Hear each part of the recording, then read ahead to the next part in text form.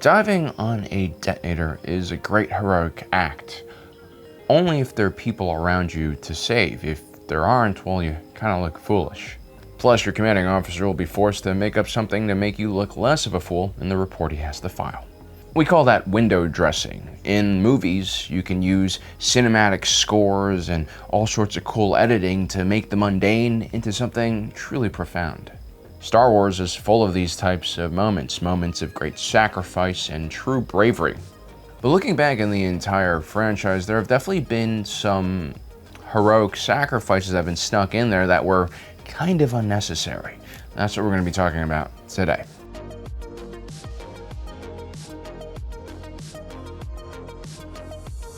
Hater or lover, you gotta admit Admiral Holdo's maneuver was very impactful and very heroic.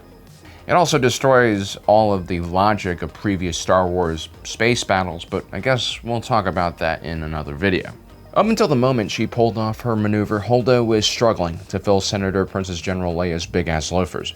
Holdo had poor leadership skills, and that, of course, led to a mutiny. And also her plan to evacuate the entire ship quietly with tiny shuttles near the planet of Crate utterly failed. It's almost as if she forgot that the First Order had advanced sensors on their ships. Or just eyes. Once she started seeing her friends get blown to pieces in those tiny defenseless shuttles, the Admiral Holdo we all love and adored from her time as a lizard scientist came back. She moved quickly, lined up the only weapon she really had, the Mon Cala cruiser Raddus, and engaged the hyperdrive, sending her ship flying right into the First Order fleet, destroying a good portion of it. If only she had thought of this maneuver earlier and used the other small frigates in her fleet in that manner, instead of just letting them get blown up. Heck, even the A-Wings and the X-Wings with their hyperdrives could have made really good projectiles. I mean, y'all saw what that A-Wing did to the Executor-class Star Dreadnought during the Battle of Endor, right? And once you get to a certain percentage of the speed of light, well, speed starts having a quality of its own, a quality that actually increases the mass of an object as well. The only issue I have with her move here is that she didn't really need to die. She could have set the autopilot and had the nav computer do the job for her. Heck, during the Battle of Ryloth, Anakin used the flag of truce, which is kind of messed up, to ram a Venator-class Star Destroyer straight into the Separatist blockade command ship. Anakin Skywalker, who is extremely reckless and impulsive and jumps without looking all the time, as we'll talk about later, did not stay on that ship and die. He took an escape pod like any normal person who wants to live. He does the same thing with the Separatist dreadnought Malevolence and crashes that ship into a moon as well. A captain doesn't really have to go down with their ship, and it's kind of toxic.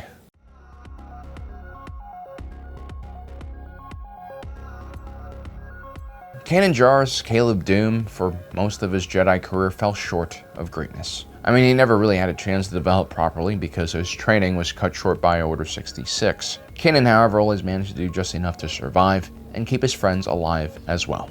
Where he lacked in skill and self-confidence, his urgency to protect those around him is what drove him to eventual greatness. After losing his vision from a cheap strike from Maul, Kanan Jarrus would find peace and a connection to the Force that he never had prior to the injury, when he could see.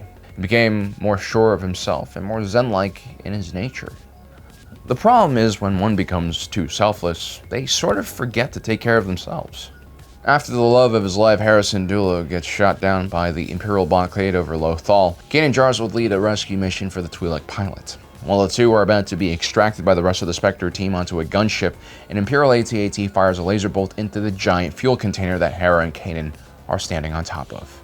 Don't stand on top of fuel containers. Kanan Jarrus was quite close to the dropship at the time. He could have actually grabbed Hera Syndulla, pushed her onto the ship, and then with his other hand, stop the explosion from happening, or, let the dropship basically fly away, probably had shields on it. But instead, he selflessly jumps towards the spreading cracks in the fuel tank and decides to catch the explosion right where it starts and pushes Hera away from danger.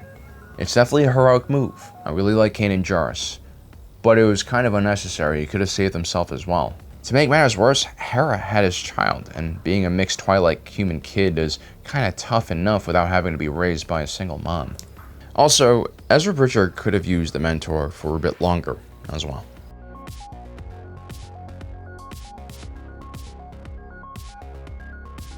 Darth Vader was a terrifying figure during the Galactic Civil War. He killed frequently, and he killed without remorse. Wherever he went, he left a scene of chaotic destruction littered with rebel bodies twisted in unnatural positions. He also killed a lot of Imperials as well, especially the ones who worked directly beneath him. This is why many people can't really reconcile the fact that Darth Vader and Anakin Skywalker, the young Jedi hero from the Clone Wars, are the same person. But we forget that Anakin, even as a child, was extremely emotional and also empathetic. He was also very quick to anger and also very quick to compassion. Individuals like this are not very common, but when you do see them, you'll notice that they're capable of doing great things, great compassionate things for others, and they're also very capable of doing great evil and destructive things as well. As Darth Vader, Anakin basically committed a decade or so of constant evil, but upon witnessing his son being tortured by Darth Sidious's Sith lightning, something inside of him snapped. He would pick up the Emperor and raise him over his head. The two Sith Lords would be enveloped by Palpatine's uncontrollable skeeting of Sith lightning. Vader begins to smoke, and we can even see his skeleton through his armor. Somehow he makes it close enough to one of the Death Star's ventilation shafts and just yeets Palpatine down it. Which honestly isn't a sure way to kill someone in Star Wars. As a matter of fact, Maul and Luke Skywalker both survived a similar type of adventure. To make matters worse, the Sith electricity severely damaged Darth Vader's respirator, and many of his organs as well. He would die shortly after of his injuries. I mean, sure, Luke and Darth Vader, with their combined force powers, might have been able to save Darth Vader until he got to a bacta tank. But then again, this whole situation with him getting fried was completely unnecessary. Once again, Anakin jumped the gun. Like the time he tried to take on Dooku all by himself and got a face full of lightning. And instead of picking up Emperor Palpatine, Vader could have just reached into his pocket and poked Emperor Palpatine in the back with a lightsaber. That's a classic rule of two style assassination. Then Vader could have had a real chance of getting rehabilitated to the light side and, I don't know, donned a white suit of armor. Maybe. Probably not. He was a war criminal. I mean, I guess Mon Mothma could have, pardoned him for killing Emperor Palpatine, but he probably would have needed to go into exile, because after they found out that Princess Leia was related to Darth Vader, they kicked her out of the Senate.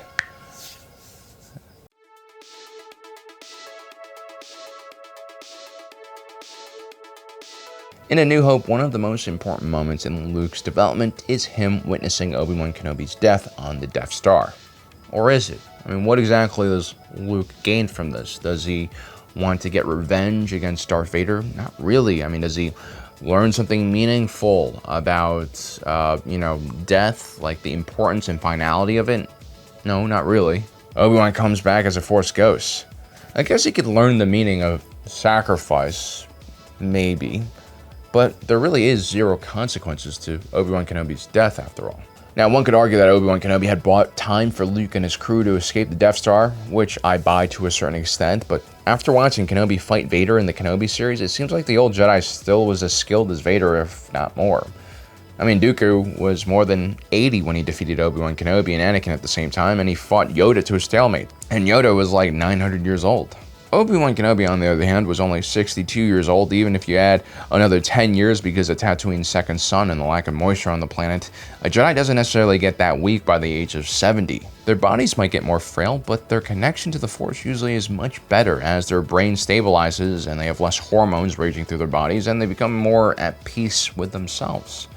I mean, what exactly is Obi-Wan even doing in the desert during that time period in between the Kenobi series and A New Hope? He's meditating, getting closer to the Force. I mean, one does not just simply disappear and become one with the Force without being really powerful in the Force. And when Vader kills Obi-Wan Kenobi, he clearly just drops his lightsaber and allows the Dark Lord to slice him in half. Perhaps Obi-Wan Kenobi wanted to avoid capture, or maybe he was just tired of living and he was already prepared to experience what being an ethereal spirit would be like.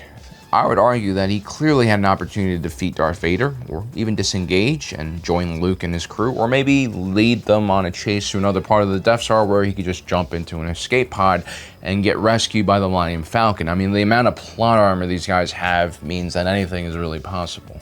He didn't really need to give himself up like that and traumatize the hell out of Luke, to only reappear like a few months later.